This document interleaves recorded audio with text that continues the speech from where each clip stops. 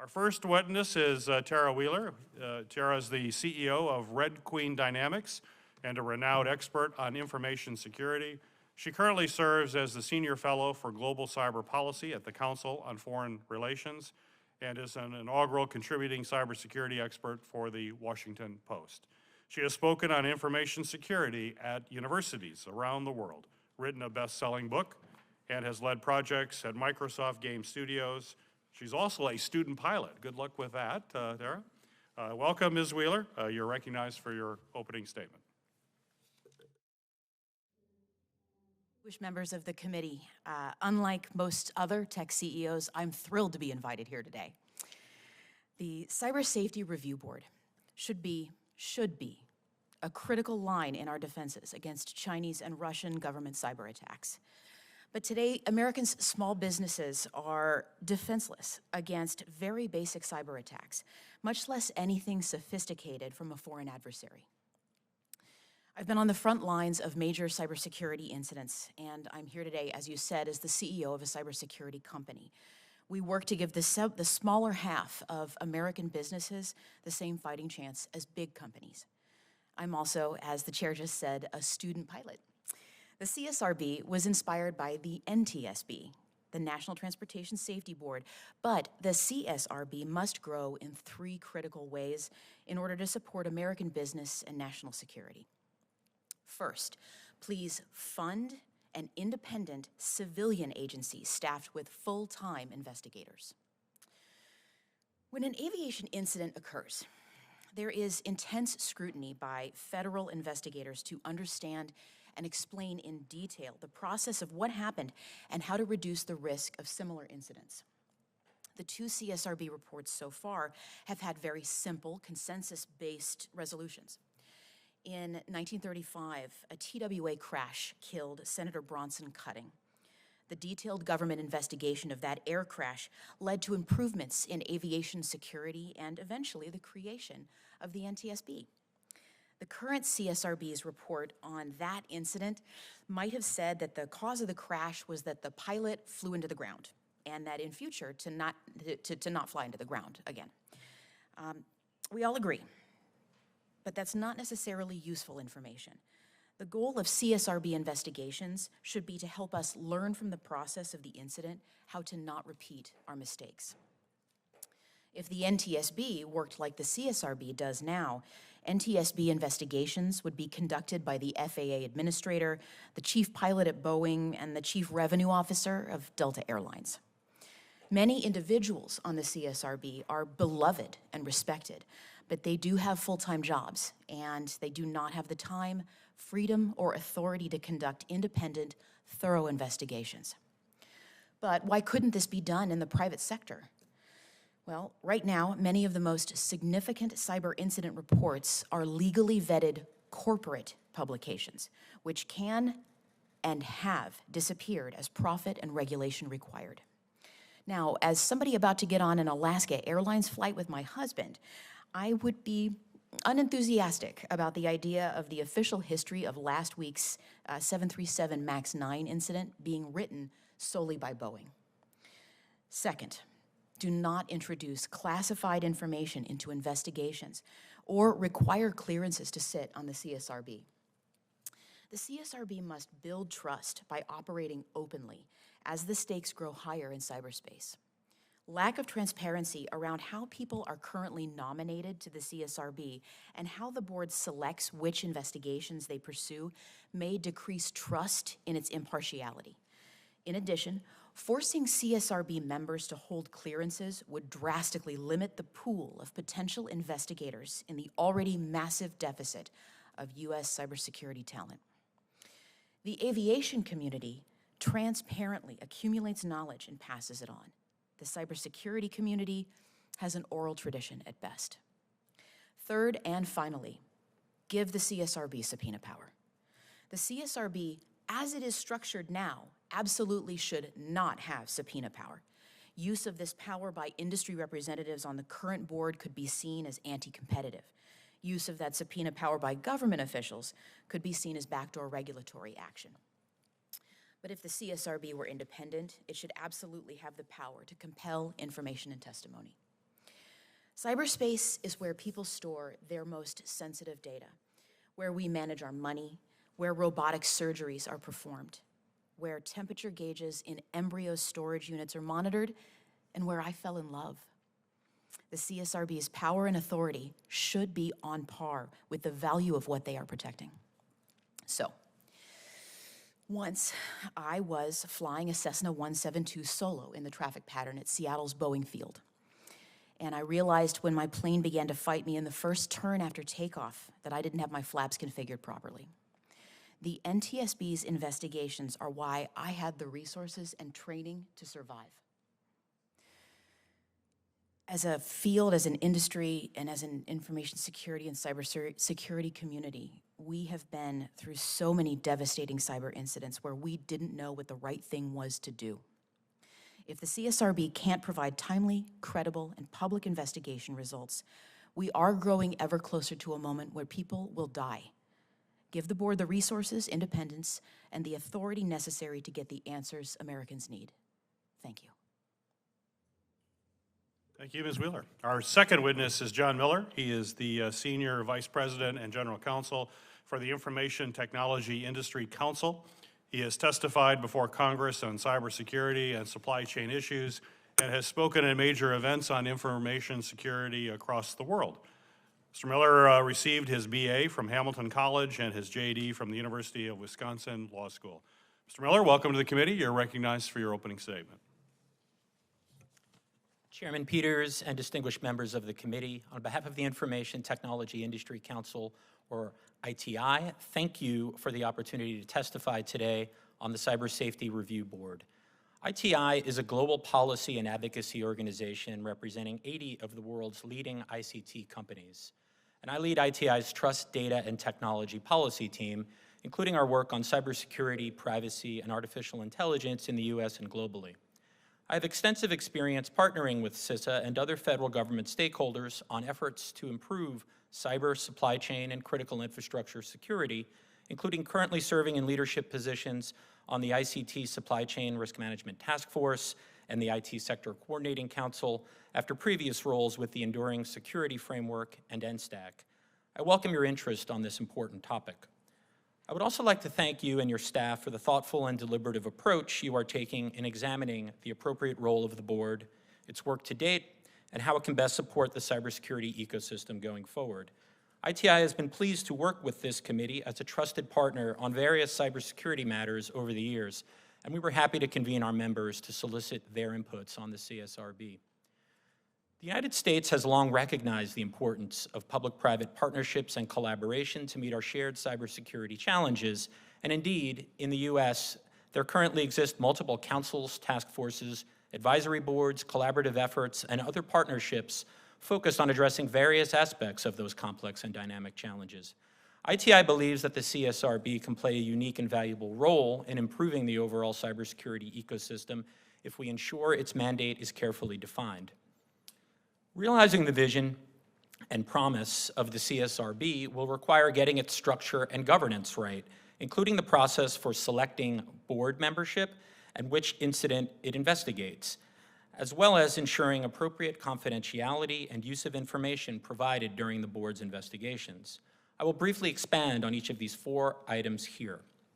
First, the CSRB can play a valuable and complementary role in the existing public-private cybersecurity ecosystem if it is structured and scoped to investigate specific, significant cybersecurity incidents to create an authoritative record of what actually happened and to provide useful analyses of the incidents, including actionable recommendations geared toward helping all stakeholders avoid the recurrence of similar incidents in the future.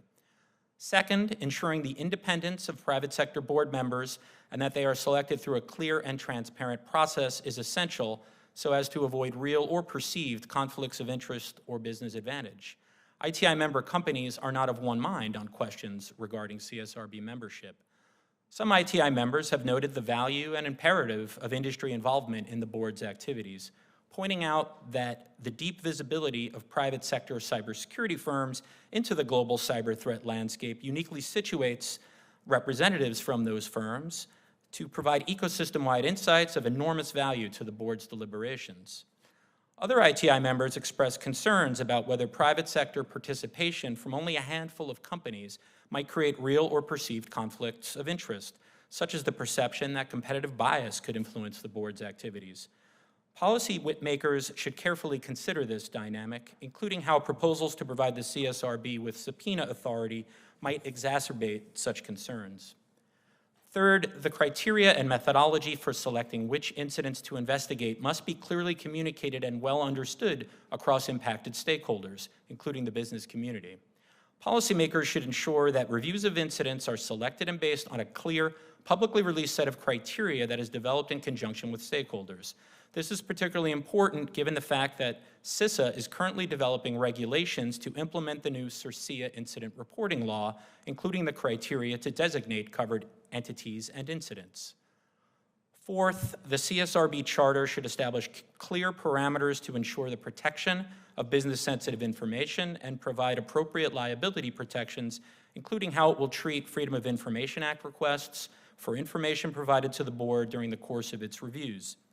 ITI member companies strongly believe that any legislation codifying the CSRB should make clear that materials acquired by the board, whether voluntarily provided or otherwise, are exempt from disclosure under FOIA and exempt from use in litigation and regulatory proceedings, including enforcement actions.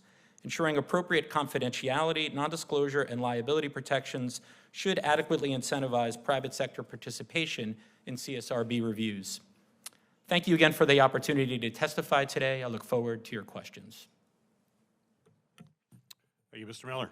Third witness, Dr. Treyer, currently serves as the director of the Cyber Statecraft Initiative at the Atlantic Council and is an assistant professor at American University School of International Service.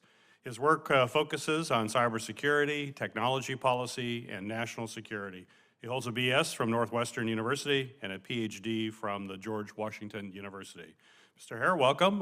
You are recognized for your opening statements. Thank you, Chairman Peters, and let me join the other witnesses in expressing my appreciation to the committee this morning for the invitation to testify and for hosting this important conversation.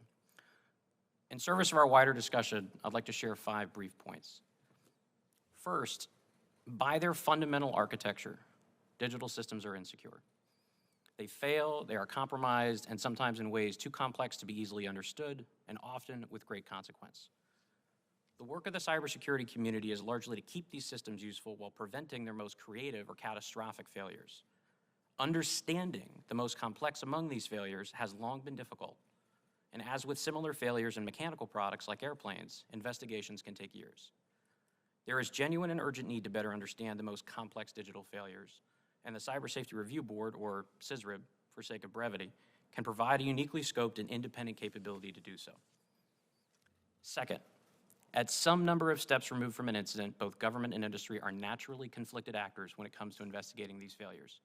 Someone designed, built, certified, sold, and accepted the risk of that system before it failed. It is unlikely that any party along that supply chain will be the most eager to understand their role in such a failure. A CSRB whose every member has no potential for conflict would be a board so disconnected from these systems and the systems that it investigates as to make its work nearly meaningless. A board has and should be directed to continue to strengthen and evolve mechanisms for identifying conflicts of interest and providing for recusal. But a healthy board should have more than just strong recusal mechanisms, and not all its members need to be vulnerable to such conflicts. Such a board would have a core of full-time members and a substitution process to swap in prospective board members with similar expertise for those recused, where feasible, especially where demanded by a specialized incident. Third, enabling the CSRB to be independent in the conduct of its investigation can and should be addressed separately from its independence in selecting the targets of those investigations. It's important to recognize that the board of today is not the most fulsome or final version. By comparison, the first version of a civil aviation investigations body was created in the 1920s, and its current incarnation did not emerge until the 1970s. Significant battles were waged over those 50 years over the membership size and independence of what we now know as the National Transportation Safety Board, and it is both necessary and useful that similar debates happen for the CSRB. Part of the NTSB's power comes from the board's selection of incidents and decisions to investigate. It would strengthen the CSRB's independence to link the selection of cases to clear and public criteria with a mandate that the board regularly reflect and review both the cases selected and the requirements of these criteria in view of a changing technology landscape. Fourth, CISRIB, like the NTSB, is not meant to be an influential actor in isolation. Theirs is an interpretive art, singers whose work can move an audience. It's incumbent upon the board and the committee as overseers to provide a robust identification of that audience, recognizing that the CISRIB is developing at a crucial moment. Incident reporting mechanisms like the SEC's material disclosure rules, which are public, and those required by SRCIA, which are not, are welcome additions to the cyber policy landscape, but they do not substitute for the investigative function of this board. CISRIB's findings have an audience, and over the next decade, with proper support from elsewhere in the policy system, that audience is set to grow and benefit greatly from the work of the board. Fifth and finally, it is important to understand that CISRIB as a body is positioned to do something that no one else does. Understanding how and why digital systems fail in complex ways, and how to mitigate or even prevent such failures in future. The board's value is considerably reduced where it duplicates the others' efforts and activities, such as those focused on the behaviors of specific threat actors, regardless of how active or meaningful its contributions. The regular independent investigations of complex failures in digital systems, not for fault, but for cause and context, is unique in cybersecurity. The selection of which failures to investigate without consideration for political cost or timing is unique in cybersecurity. The publication of those investigations, of those failures in a transparent and well-documented fashion without regard for profit motive or repeat business is unique in cybersecurity. These three elements, at least, are unique in what CISRIB promises to be. The board offers great potential and is focused on complex failures of digital systems. We know to be fundamentally insecure, and to do so with independence both in the conduct of its investigation and the selection of incidents, working in conjunction with key audiences in the private and public sector and sustaining a focus on that work which makes it unique. I would not suggest that the current instantiation of the CISRIB is its best or its final form, but as members have seen evidence in the past 6 months of debate about AI, this country is building systems of such complexity that there may be no precedent in human history. Sometimes those systems will fail in complex and catastrophic ways. We will demand to know why. We will demand to know how to avoid such failures in future. And I remain hopeful that the CISRIB will be there to provide a unique answer. Thank you again for the opportunity to speak, and I look forward to your questions. Thank you. My first question is for you, Ms. Wheeler. There are a number of entities, including private companies and federal agencies and task forces that have reviewed cyber incidents. They've published their findings really for the last several years, so this is nothing new. But what value can the Cybersecurity Review Board add to these reviews that we've already seen, and goes above and beyond the contributions that we have seen from these entities? I think in my industry and field that the kinds of incident reports that are published by corporations may have deep knowledge of the incidents themselves, especially if the software that they produce is what was part of the incident. I think the challenge there often comes with the fact that right now, I believe more than half of all of the internet citations for every Supreme Court case have already disappeared from the web.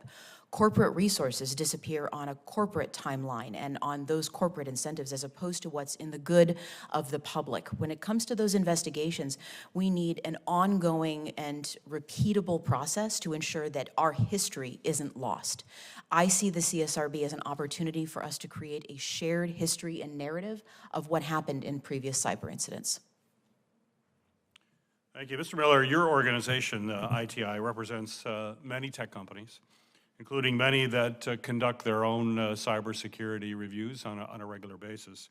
For example, companies like Apple, Google, and Microsoft produce cybersecurity papers and reports on a very frequent basis. Question for you is, what do ITI member companies think of the board's first two completed reviews? And what are the key changes that they would like to see in the future? Or what do they, not just changes, what do they want to celebrate as well?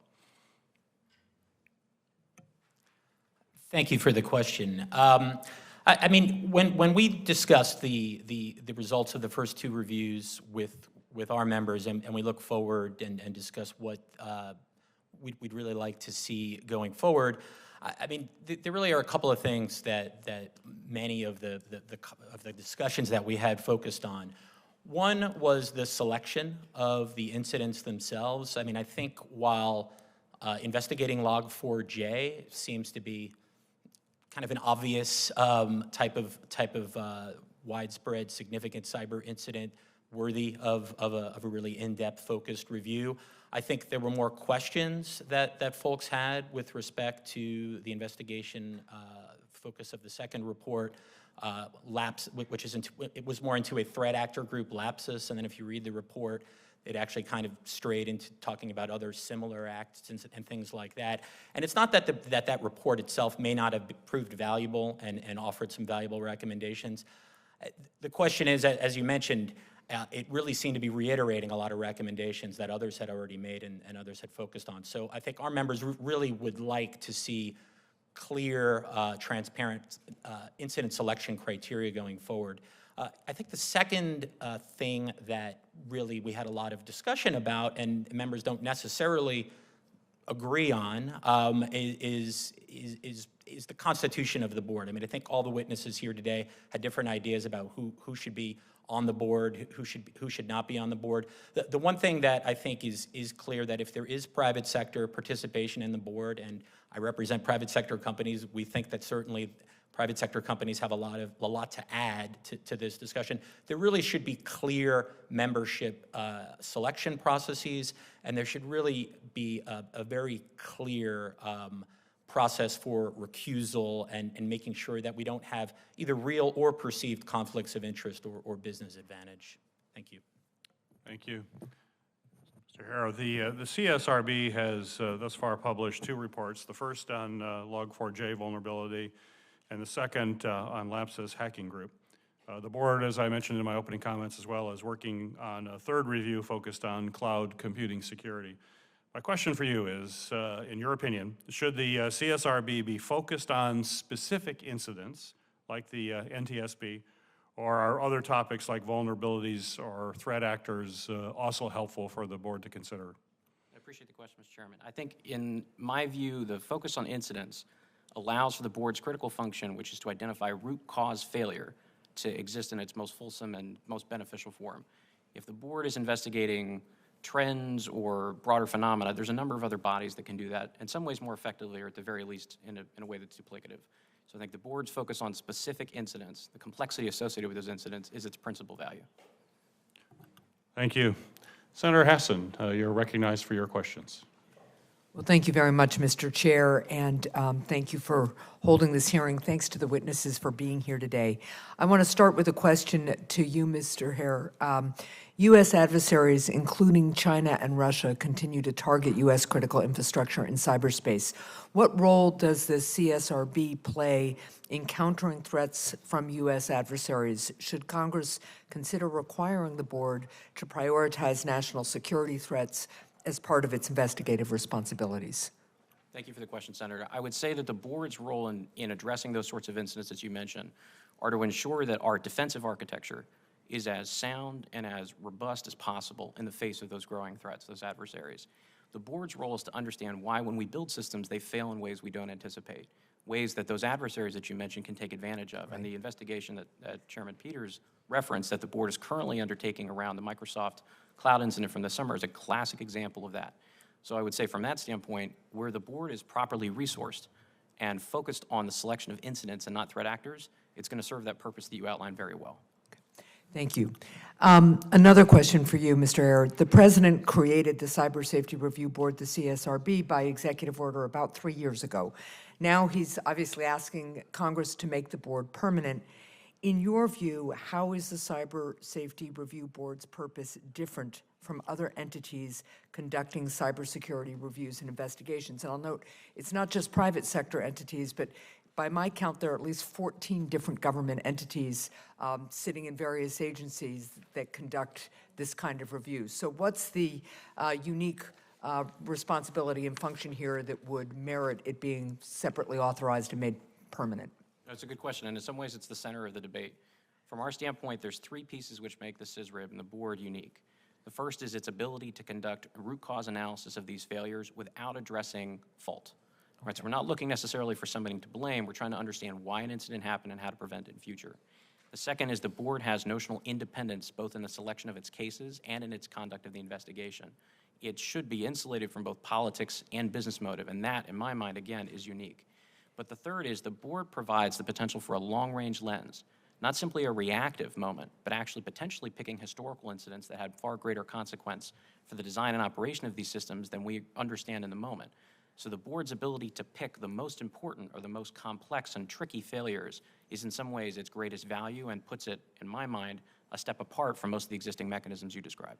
Well, thank you for that. What metrics should Congress use to measure the board's success? The board should be looking at two key issues in terms of evaluating its success. The first is addressing consequences of failures that are not well understood or well addressed by other resources, i.e. their work is not duplicative. But the second is the technical depth and transparency of their investigative output. The board, as a body which is able to speak to those that are building and designing systems, is its principal source of value. And so I would look at the way that it's conducting those investigations and what it's conducting investigations against as its indicators of success. Okay, thank you. To all three of you, the Department of Homeland Security has requested that Congress provide the CSRB with subpoena authority to compel individuals to provide testimony to the board during investigations. What obstacles has the board encountered without subpoena authority, and do you believe that the board needs this authority to be effective? We'll start with you, Ms. Wheeler. I think you mentioned that in your testimony, and then we'll just go down the line. That's a great question, Senator. Thank you. It's an ongoing issue in the cybersecurity community and in our attempt to track down what's happened in incidents, to find out what happened with raw information at the moment of the incident occurring, as opposed to what we see with PR statements, legally vetted statements that come out from companies and from coalitions of companies that provide the very sanitized version of what had happened in the moment. I have been on both sides of those situations. I've been the one who's been being told shut up by a lawyer before, in a moment where I, as a technologist and as an incident responder, was trying to just frantically solve a problem, keep people safe, stop data from leaking. And I think that the big challenge we have with a lack of subpoena power on the current board is that the real answers are often found about 3 layers deeper than the information that as far as I am aware right now, is being provided to the board. Okay. So, there. Let's go to Mr. Miller. Thank you, Senator Hausman, for the question. I think when our members look at subpoena authority, I think there are 3 points that I would like to make. I mean, first, due to the hard work of this committee, your counterparts on other committees in the House, you passed an incident notification reporting law, SRCIA, recently, and CISA is still in the process of drafting regulations, including what the scope of the incidents is going to be and what the actual scope of covered entities is going to be. And I think it's premature to say that a board focused on investigating incidents needs subpoena power to get information until we know what those regulations say and what information is already going to be mandatorily required to be provided to CISA and the government. I think the 2 other factors that I would keep in mind are, one, CISA has long had a partnership mission and a collaborative mission with certainly the IT sector, but all critical infrastructure sectors in areas such as information sharing and otherwise. We are concerned that subpoena authority puts CISA, particularly if that's where the CSRB continues to live, in a more adversarial position with the private sector. And then finally, if the CSRB is going to continue to have private sector members on its board, even if you insulate them from the decision-making process as to whether to issue a subpoena, it at the very least does create some apparent conflicts of interest when you have members of the private sector subpoenaing other members of the private sector who might be competitors. Thank you. And Mr. Hare. Yes, ma'am. I would differ, I think, slightly from Mr. Miller in 2 points, though. One is to address the fact that the subpoena is a regularly used method to compel cooperation and production of documentation in any investigation.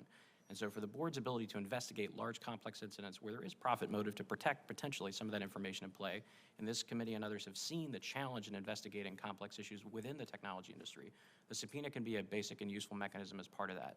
The second piece, though, and I think it's important to note, that the subpoena exists within a specific authority as used by the board, like the NTSB, which is not punitive. It does not connect to a law enforcement investigation, and it is not tied to an explicit regulatory authority. I think the reference to SRCIA is incredibly helpful. A number of the packets that staff are carrying around here have large folders in them with little tabs. CIRCIA effectively represents the information on those tabs. The board is the content inside of that folder, significantly more fulsome. Thank you. Thank you, Mr. Chair. Thank you, Senator Hess. And Senator Blumenthal, you're recognized for your questions. Thank you, Chairman Peters. Thank you all for being here today. I think we all share an interest and concern about cyber security and about the incidents that the CSRB is charged with investigating. The comparison is made to the NTSB, National Traffic Safety Board. I'm very familiar with it because of my interest in traffic safety and protecting consumers of automobiles and other vehicles. The main problem I see with the NTSB is that it makes excellent recommendations based on very perceptive and insightful reports, but many of those recommendations go unimplemented and unfulfilled. Maybe you can suggest a means to assure that the recommendations of a cybersecurity review board would be in fact implemented and adopted.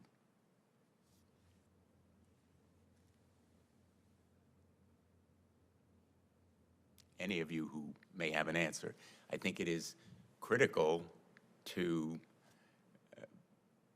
increasing cyber safety for whatever the recommendations are, whatever the findings are, to have some practical effect. So we'll offer just a quick answer, Senator, and it's a good question. The comparison I would draw is that the FAA is compelled to consider the output of NTSB reports.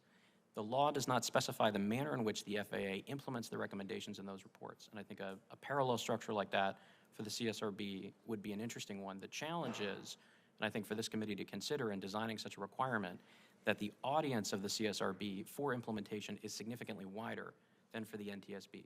So if I'm to write a report to you about a complex failure in aviation, I need the FAA to take action. They are the logical first party. For the CISRIB, they may be speaking to a wide variety of both private and public sector entities. And so I think a question that this committee could consider would be, which of the 2 or 3 most critical FCEB agencies could the CISRIB work to and speak to as part of its reports? Should they be compelled to at least consider and address for this committee and others of jurisdiction how they consider the output of those reports? I can offer as well, and it's a great question, Senator, thank you, that the FAA implementing recommendations from reports that are generated by the NTSB are something that I consume with a particular eye as not only a student pilot, but somebody looking to use this as an analogy for what we do in cyberspace. What I will say is that although it may seem at first that the regulatory power that we as a country have over airplanes may seem overdone when it comes to computers right now, the time is definitely coming when owning a computer is going to be as dangerous as owning an airplane, something I don't do yet but definitely want to one day. And the challenge that we have now is establishing a good process and an implementation of best recommendations before we get to a point when anybody can do the same amount of damage with a computer that they can with an airplane. Ms. Wheeler, you raised the issue of classified information, and you say that this agency should not receive classified information, but isn't a lot of the relevant fact-finding going to involve some classified information? I recognize the importance of transparency, but won't this agency really need to look at classified information, particularly where our national defense is concerned? I'm not a member of the IC. I instead am here as somebody who cares and thinks about American mid and small businesses every day. What I can tell you is that the kind of classified information that is seen by the IC isn't something that's going to be relevant to the small businesses who just need to patch things weeks after a major incident happens.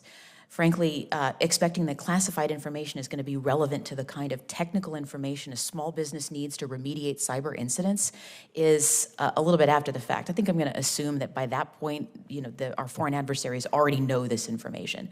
So exposing it to the kind of people that need to use this information to fix things, I think is going to be very ex post facto for foreign adversaries and very relevant to the people just trying to run trucking companies. Let me ask you finally, you make the point, I think, quite pertinently that the independence of the members of the board avoidance of conflict of interest is critical to their credibility and to their effectiveness. I always wonder what can be done without legislation, because legislation is often so difficult to achieve. Are there criteria that can be established by executive order, by administrative action, that would assure the independence of the cybersecurity review board without legislation? Well, right now, there are 19 members of the Aviation Safety Investigation Board at the NTSB, and every single one of them has under their name a job title that's related to the NTSB. And right now, there are 15 members of the CSRB, and they all have other jobs. I think maybe the best way to put it is Matthew 6:21, where a man's treasure is, there also will his heart be. And I think that speaks to me as somebody who talks to normal people every day, that it's difficult to imagine how the independence of a board could be established when everyone there is carrying the weight and responsibility of a whole other organization with them into those meetings. Do Mr. Miller or Mr. Herr have any observations on these questions? Yes, thanks, Senator Blumenthal. I mean, I think on this second question regarding whether criteria for membership could be established by an executive order, I mean, it's not clear to me whether you could use an EO to do that or not. But I would say that I mean, our members believe that whatever the process is for establishing the membership, it really should be a clear and transparent process, and we should, develop objective criteria. My only concern with going the executive order route rather than legislation is that legislation, for legislation you have hearings like this, for instance, and you have much more of a stakeholder process in developing those criteria, and with an executive order, it's a little bit more of a black box usually. Thanks. Thanks, Senator. Just quickly to answer your question, there's ways to drive better independence in the board in its composition without necessarily dictating the specific membership. And so I think from that standpoint, a mix of independent members with members that have these full-time responsibilities would be an adequate protection. Thank you all. Thank you, Senator Blumenthal. Senator Hess, recognized for one question before going to Senator Hawley. And I really appreciate it, and it's really a follow-on to what you were just discussing with Senator Blumenthal, which is, so I hear you, Ms. Wheeler, in saying this really should be a professional board and this should be people's full-time jobs. But let's say that's not the model, and we do have members of the board that have other responsibilities. What do adequate ethical guardrails look for both the members and topic selection processes to ensure that the board's work is protected from undue influence or conflict of interest?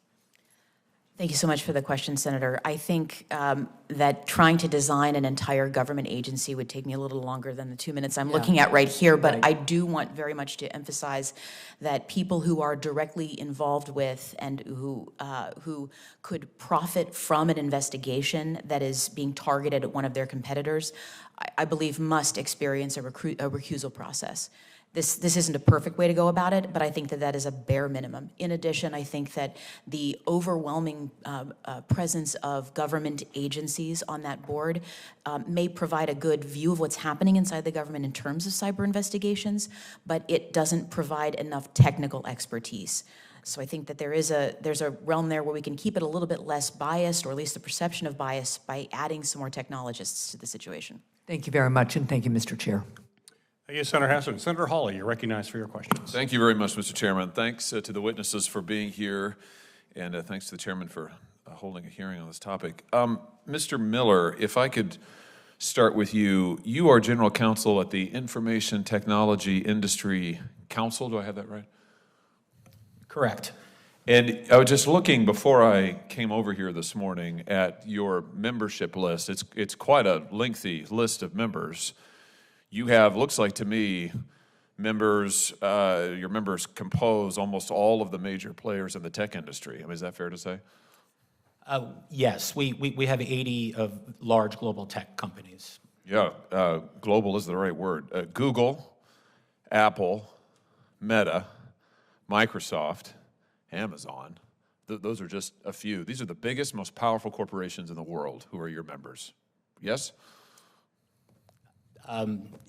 Sure, by market cap, absolutely. Yeah, absolutely. I mean, by historical standards, I mean, these are the most powerful companies, not just now, but arguably in the history of the world. And that list that I just read off there, all of those folks have stake in AI technology, and stand to make billions of dollars, I think it is safe to say, off of AI. I mean, wouldn't you say that's accurate? I really don't know how much money any of our members are making or not making from AI or any other technology. Oh, wouldn't you say it starts with a B, though? I mean, we're talking about billions. AI is going to be transformative technology. You've just been saying this. Let me quote you. This is from January 4th. AI continues to dominate policy conversations around the world. As AI-generated content grows in its sophistication and adoption, there's a new sense of urgency to leverage this transformative technology, right? Now, here's the next part that interests me. You say that you want to think about minimizing harms that could come from its use, including the spread of misinformation and disinformation. What did you mean by that? I'm not entirely sure what you're quoting from, but it might have been a press release for our ITI's January release. 4th, ITI's new guide outlines AI content authentication tools and policy approaches. Yeah, absolutely.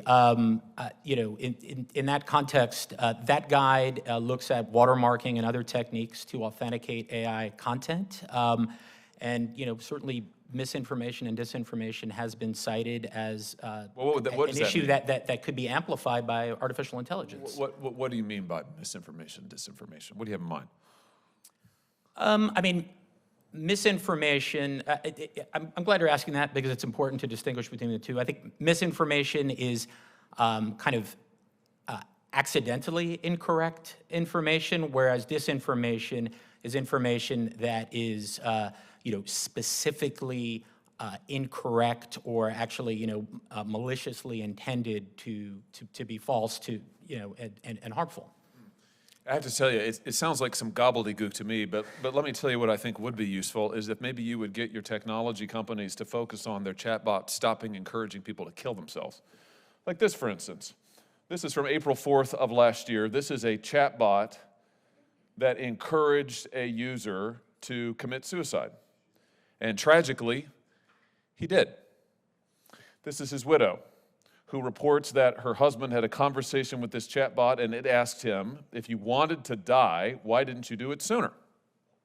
And went on to give him instructions on how to kill himself. Or we also had recently the infamous case of the chatbot urging a reporter, of course, sadly for the chatbot, it didn't know it was a reporter, to break up his marriage. This is from February of last year. Bing's AI chatbot. You're married, but you're not happy. You're married, but you're not satisfied. You're married, but you're not in love. And the chatbot goes on to encourage this individual to get a divorce. Do we really want chatbots telling people to kill themselves? I mean, is that really, is there social good in that I'm missing somewhere? I certainly don't think we want chatbots doing those sorts of things. I mean, but, you know, artificial intelligence can do a lot of good things as well. So I do think that we want to be, you know, focused in addressing, you know, issues and while also allowing artificial intelligence to, you know, do things like help, you know, cure cancer and things like that. Well, AI is going to cure cancer? It certainly could be a tool to help with various different cures in the medical field. Absolutely. So are you saying that we have to accept AI chatbots encouraging people to kill themselves for the possibility that maybe it'll cure cancer? I'm not saying that at all, but it doesn't. Okay, but I do think that we don't do want to. Do we want AI chatbots that encourage people to commit suicide? Do we want them being able to talk to teenagers? Why should an AI chatbot be able to talk to a 13 or 14-year-old? Why is that a good idea? Again, there are many good, positive things that can come from AI. Well, do you want AI encouraging a teenager? What if this had been a teenager who the AI chatbot was encouraging to kill himself? Let me ask you this. Let me make it more practical. Shouldn't a parent who has a kid that has an encounter with a chatbot like this, shouldn't that parent be able to sue the AI company and hold them accountable in court? I mean, under the current law, you know, that's probably not allowable. Why, exactly, and why should that be the case? Why should the biggest, most powerful technology companies in the history of the world, why should they be insulated from accountability when their technology is encouraging people to ruin their relationships, break up their marriages, and commit suicide? I assume that you're alluding to Section 230? Sure am. Yeah, I mean, Section 230 has a long history of, again, helping to encourage technological development.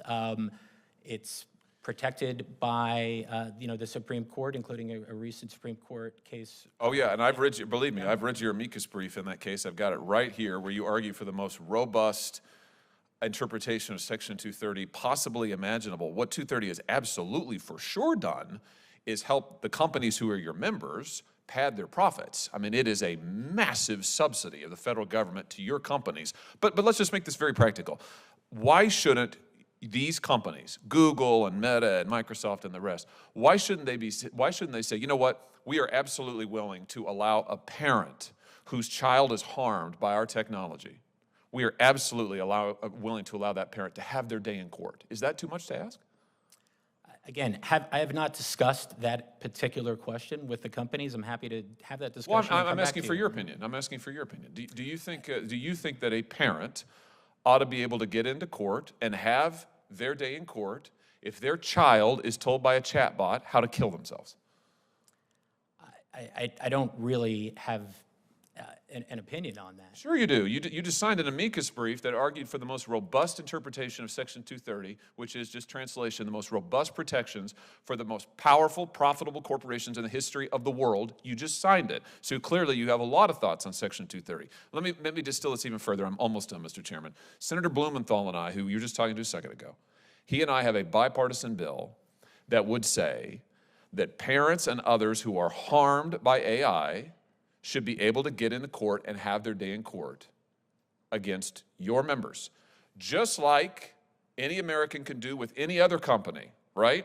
I mean, if Johnson & Johnson sells a drug that poisons people, like it did, by the way, with their baby powder once upon a time, parents can go to court. With your companies, as you just said, they can't. They can't. So would you support our bill? Our bill is a carve-out for people who've been harmed by AI technology to be able to go to court. Would you support that? I haven't had a chance to review the bill. What I would say is that there are also other equities at play in this discussion, including the First Amendment. I mean, No, companies do have a First are you telling me Amendment this right. is First Amendment protected? This is First Amendment protected speech? A chatbot saying you should kill yourself? Is that your position? It's not my position, but I don't Okay. think the question's been resolved. What do you mean the question's been resolved? All right, Mr. Chairman, I thank you for your time. Mr. Miller, all I can say is that I think your position is just absolutely extraordinary. Thank you, Mr. Chairman. Thank you, Senator Hawley. Senator Rosen, recognized for your question. Thank you, Mr. Chairman. Really appreciate you holding this hearing. I will be within my time limit today. I also want to thank the witnesses for testifying. There's a lot of risks and opportunities with AI. And so today, with the recent advances in artificial intelligence, we are witnessing in real time a major shift in technology with new tools that will transform society for decades to come. One of the clear risks of increasing access to high-performing generative AI is that cyber criminals will not be able to carry out a higher volume of more effective and innovative cyber attacks, like generating malware and spreading it with exponential speed and scale. The use of certain AI tools can also create, of course we know, new paths for bad actors to gain access to our secure information. For example, just by using AI chatbots, users can inadvertently expose confidential information like source code or other security details, which recently caused one company to ban its employees from using ChatGPT. So, Ms. Wheeler, how is the Review Board's analysis of significant threats and recommendations accounting for these emerging threats and really these trends as we're seeing, like the risk of tools powered by AI? Thanks, Senator. That's a wonderful question. When I look at how AI has been used in my field, I tell people that there's two primary uses of it on the defensive and offensive side. On the defensive side, one of the challenges that we often have in information security in what we would call a security operations center is a massive number of notifications of incidents that need to be sorted through. It's machines telling us a bunch of things, right? And the way that we sort that is the use of heuristics, machine learning, and artificial intelligence to try to filter that down. That helps defenders. On the offensive side, it's being used, quite frankly, to improve massively the impacts of spear phishing, of identity theft, and a way to communicate with people in a way that hides sometimes the origins of the people who are committing the attacks. So I think what we're going to see in future and what the CSRB can help to provide some resources and expected remediations for are the improvements in targeted attacks that use AI to more effectively do things like mimic natural English language speakers. So I think that's what the CSRB can do for us, is give us, by investigating specific incidents, telling us how AI was used in the implementation, defense, and offense in those incidents, what we can expect for the future, and what the best practices would be to prevent those kinds of incidents in future. You really teed me up for my next question for Mr. Miller, because you said offensive, defensive, what do we learn from these data sets, what do we learn going forward? And so there's so many multiple use benefits for our AI systems. You can pick up on these discrete patterns quickly, more efficiently. You can do a power sift, if you will, through all the data as fast as you can.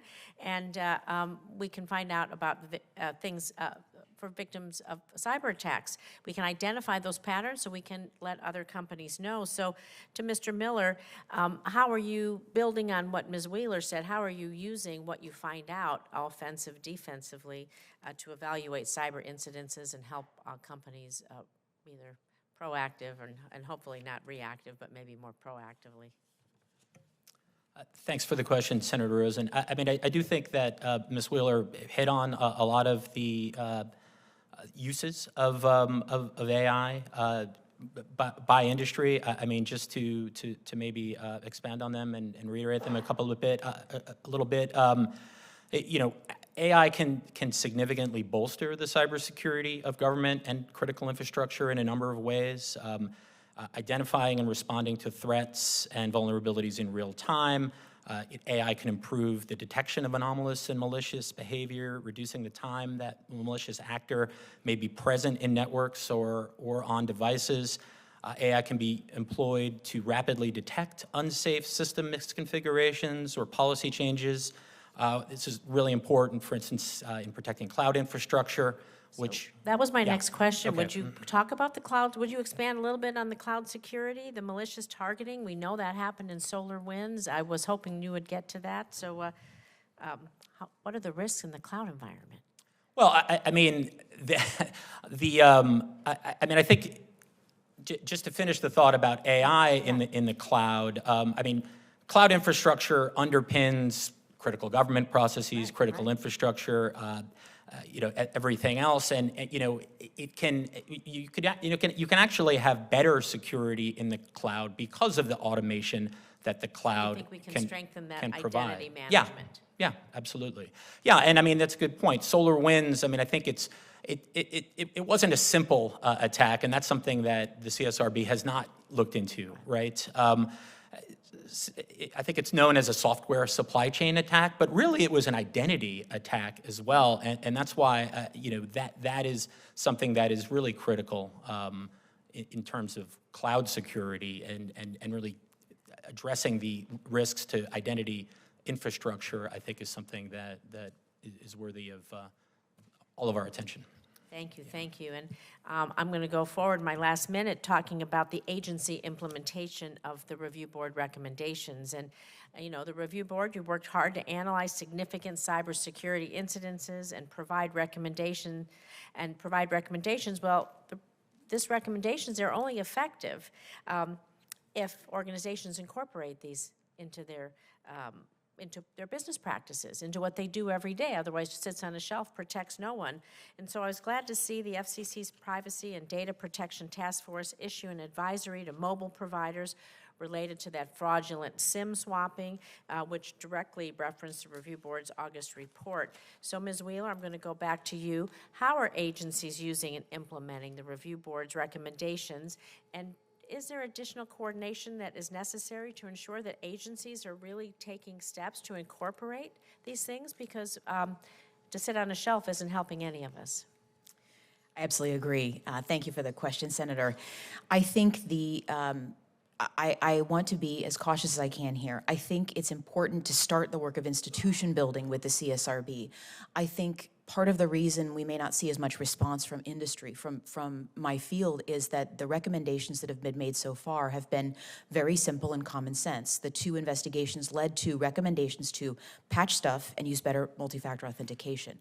We already knew that, and the recommendation to do that doesn't walk back in the process to tell us where at each point there were process failures. That's what we truly need. And I think if agencies and the CSRB in specific started telling us where at every point we started to see these process failures and potentials for improvement and risk management in future, we would get a better result. I really want to mention here that the CSRB has had an opportunity, and multiple U.S. government agencies have had an opportunity to do a report on one of the most devastating attacks in American history. In 2017, do you remember when your computer screen started turning red, when people's computer screens started turning red?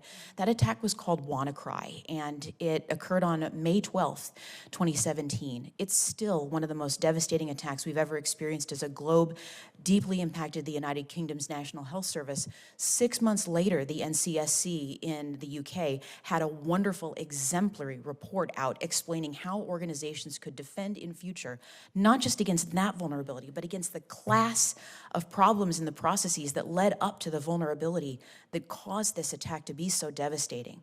That is the example I would love to see the CSRB or whatever government agency you see fit to do this examination and this process reporting follow. Thank you, Senator. Thank you. I appreciate it. My time's up. Thank you, Senator Rose. And just a couple follow-up and ending questions here as we wrap up the hearing. Ms. Wheeler, what should the CSRB do to better help our small to medium-sized businesses? Those are clearly businesses that are oftentimes the most vulnerable, don't have the resources to protect themselves. What could the CSRB do to help them? That's a wonderful question, Senator. Thank you. The small and medium businesses in the United States are far behind the expectations on big tech companies. And not here as a representative of big tech, of course. I'm here as a representative of somewhat littler tech. And the answer, I think, is that the recommendations and the processes that the CSRB puts out, they need to be a little more timeless. The incidents that are being investigated are important, but they're leading to simple bromides that small businesses can look at and use, but they don't know how to prioritize them. They don't know how to build them into their systems, how to build security in by design from the very beginning. And so the use of the CSRB to the smallest half of American business is in giving information to them that is useful, actionable, and that leads to a method easily of protecting themselves in future. We've not seen that happen yet, and I would very much appreciate it if we could move in that direction. Thanks, Senator. Very good. Mr. Miller, a couple final questions. From your member company's perspective, just how urgent is the need for the CSRB to perform effectively in your mind? I think, I mean, it's urgent that we get cybersecurity right, for sure. And the CSRB can be an important part of the equation to get cybersecurity right in this country. I mean, I think the CSRB is important. You know, I do think that it needs a little bit of work on the governance side, as I've mentioned. But you know, our members are supportive of the CSRB concept, in investigating incidents in particular. Very good. And a final question, doing some questioning from Senator Hawley, was about AI. And AI is obviously an important conversation. This committee has been significantly engaged in AI and we've already passed a number of bipartisan pieces of legislation signed into law, continuing to work on a variety of areas.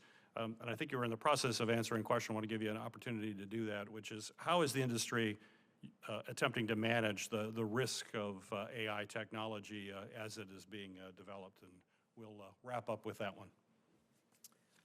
Thank you for the question and the opportunity. I mean, this is a cybersecurity hearing, but in the cybersecurity context, we've often been talking and for long been talking about risk management. Risk management is also really critical in the context of AI policy. I mean, as the questions indicated, there is good and there is potential harm that comes from AI policy. And ITI, we are working with our members and experts at the companies and learning every day how to answer these challenging questions. Happy to take a look at Senator Hawley's new bill that he was referring to, and continue to work with staff on codifying solutions and risk management-based solutions to AI and other issues. Thank you. Very good. Well, thank you. And I'd certainly like to thank all of our witnesses. Thank you for being here today. We're very grateful for the contributions you have made to this important discussion. We plan to continue to be actively engaged in looking at reforms and perhaps codifying some of the rules that are in place right now, and would welcome your further input. Certainly, as we heard today, the Cyber Safety Review Board has, I believe, the potential to make great and important contributions to the cybersecurity ecosystem. But there's still some important issues that we need to address. And as chairman of this committee, I've worked on bipartisan legislation to significantly strengthen our nation's cybersecurity, and I look forward to building on those efforts with my colleagues in a bipartisan way. Examining the CSRB and ensuring it can effectively carry out its mission will be an important element of that continuing work here at the committee. The record for this hearing will remain open for 15 days until 5 p.m. on February 1st of 2024 for the submission of statements and questions for the record. This hearing is now adjourned.